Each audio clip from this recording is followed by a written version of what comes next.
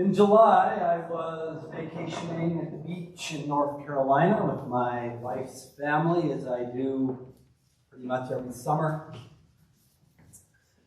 And as you may remember, there had just been a presidential debate.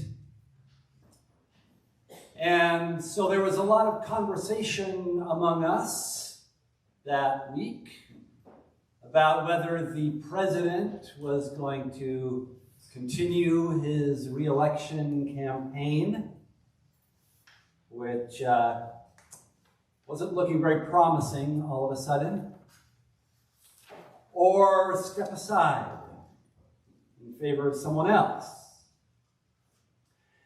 And my wife's stepbrother, who's a physician who lives just outside of Boston, Massachusetts, said, well, if he does step down as the party's nominee and the vice president takes his place, I am going to empty my bank account. Now, I don't know if he really did, but it struck me at the time as kind of an odd thing to say, and I sort of wondered, wait, is that what I am supposed to be doing too? And in fact, I did, in the final week leading up to the election on Tuesday, sort of knuckle under, I guess you could say. I had sent in my ballot and still felt like there must be something more I can do to sway this election in my favor. And I was getting these text messages all day long, every day, and I thought, okay, I'll chip in my little bit. As did a whole lot of other people. And some a little bit, and some a whole lot. Between the two presidential campaigns alone, leaving aside the Senate and the House and the governorships and the ballot initiatives, there were $3.5 billion spent. The Harris campaign alone spent $1 billion on media buys in the battleground states. Pay to play.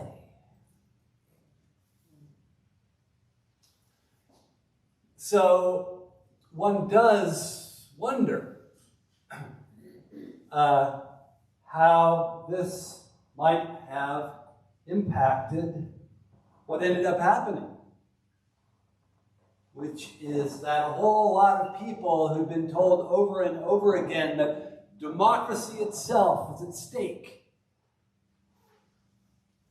decide, well, if this is democracy, as someone who doesn't have a whole lot of money, why should I bother?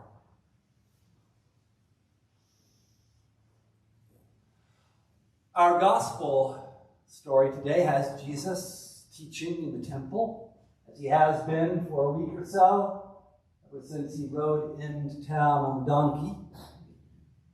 Ever since he went into the temple and overturned the tables of the money changers and those selling doves for sacrifice, and said, "It is written, my house is to be a house of prayer for all nations, and you have turned it into a den of robbers." And then he proceeds to have a whole lot of conversations there with members of the temple elite who kind of send their hand-picked interlocutors to challenge him, to try to take him down and publicly humiliate him in front of the large crowd by trick him into saying something that would destroy his reputation in their eyes, something they could use against him. So today we're at the very end of this series of conversations, and Jesus doesn't wait in this instance for someone to come up and put a question to him, but he just kind of launches right in to a condemnation of the scribes. Now, who are the scribes? You know, we're used to hearing them referred to. I'm talking about the folks up there in Jerusalem along, with the chief priests and the elders of the people. So the scribes are people who can read and write and do it for a living. So if we were to make an analogy to our own society, the lawyers, the professors, the accountants, the media pundits, the preachers. And Jesus is not against scribes per se, just for being scribes. Because you read what takes place in the Gospel of Mark right before this story, he's just been having a very congenial conversation with a scribe who came up to him and he'd been listening to him and his teaching and was impressed and wanted to learn something from him and asked him in all sincerity, what is the most important of the commandments? Which opened the door for Jesus to say, well, hear, O Israel, the Lord your God is one, and you shall love the Lord your God with all your heart and your soul and your strength and your mind. And the second is you shall love your neighbor as yourself. And all the other laws are inferior to these. But secondary, anyway. And the scribe says, wow, you're right. That's exactly it. And Jesus says, you are not far from the kingdom of God.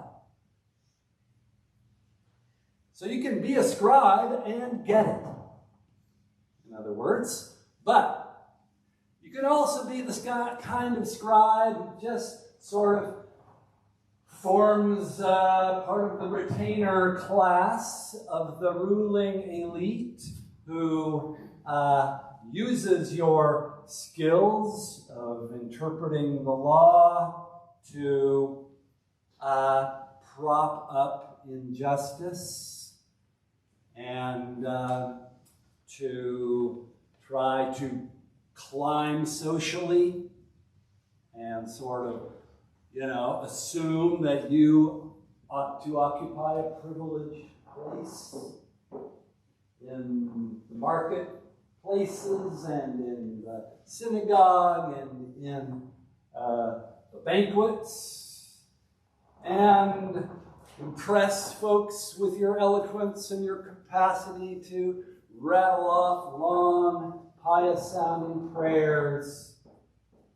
and all the while you are enforcing debts and tithes and tributes and fine print contracts and binding arbitration agreements on behalf of the elite, so that widows are robbed of their pensions.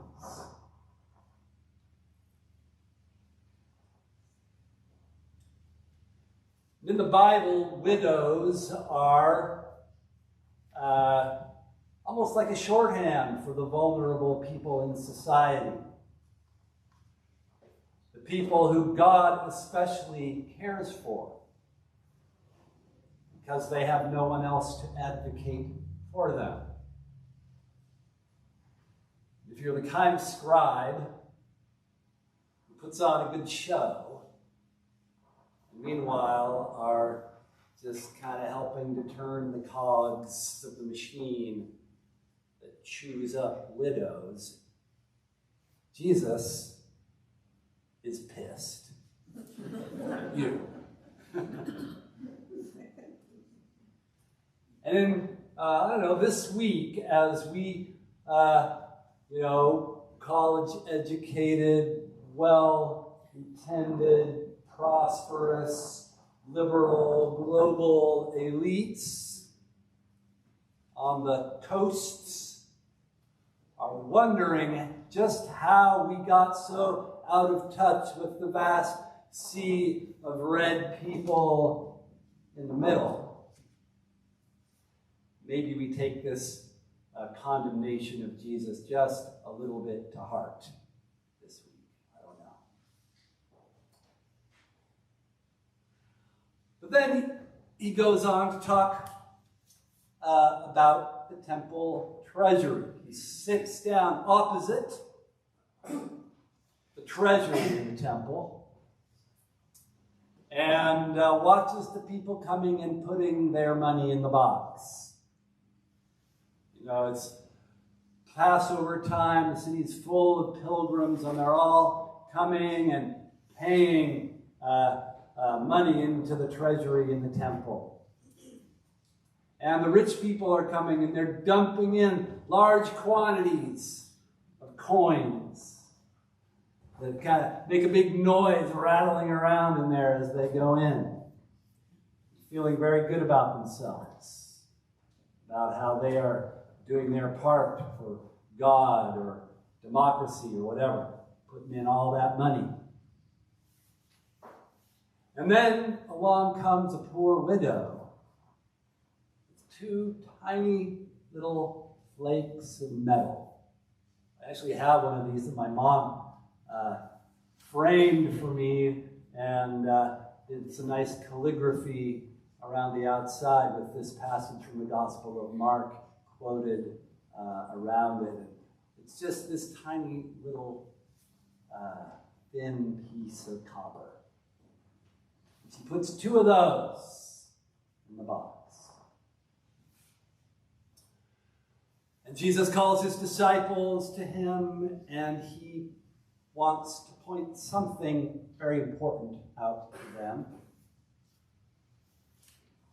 which is that the way God looks at it, the people who think that they're doing more for God, that they rank right up there on the top of the list of who God should be impressed with and care about, have it exactly wrong. And he makes that move a lot in the Gospels. The first shall be last, and the last shall be first. That's from God's point of view. She put in more money than everybody else, because they were just kind of, tossing their spare change in the box. And she put in everything she had.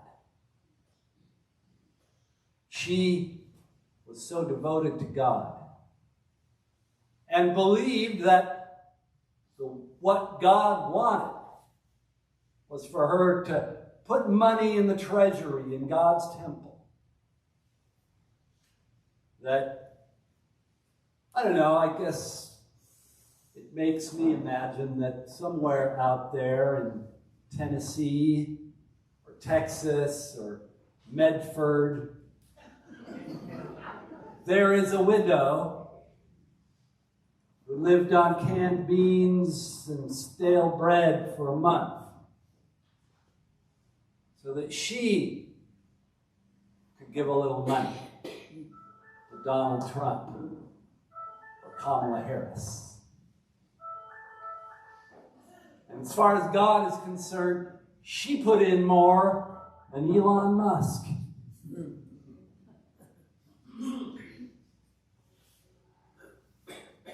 Which is not to say that Jesus is happy about it. This is the last thing that Jesus says before he leaves the temple for good. And on the way out, his disciples are still like, oh man, this temple is so magnificent, so impressive. Look at the huge stones and the, And Jesus says it's all coming down.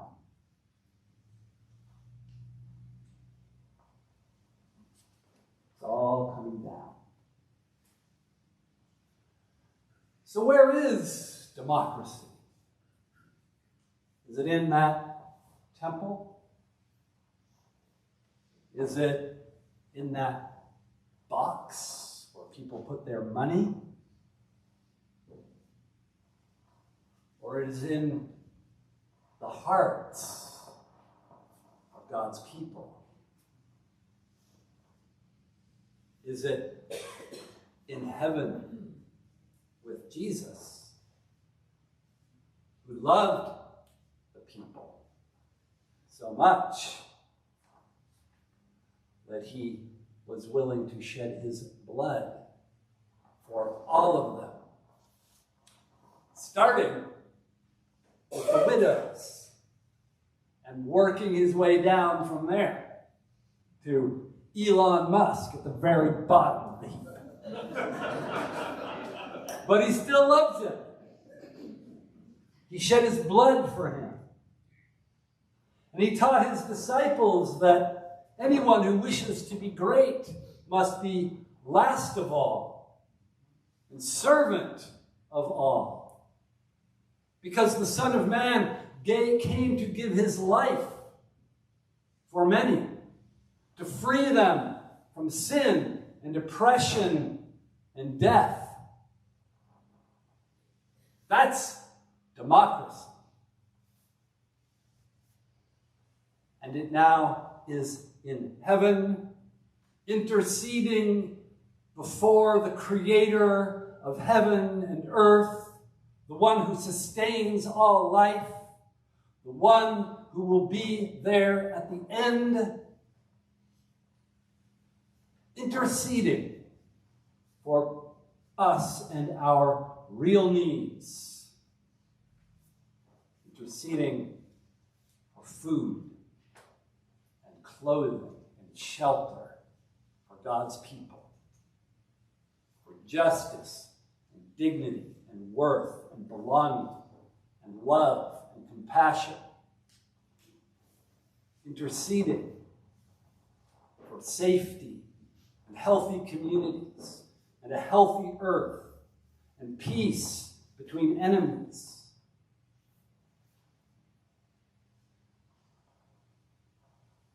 And inviting us to this table where democracy happens every Sunday, where the body and blood of Christ are broken and shared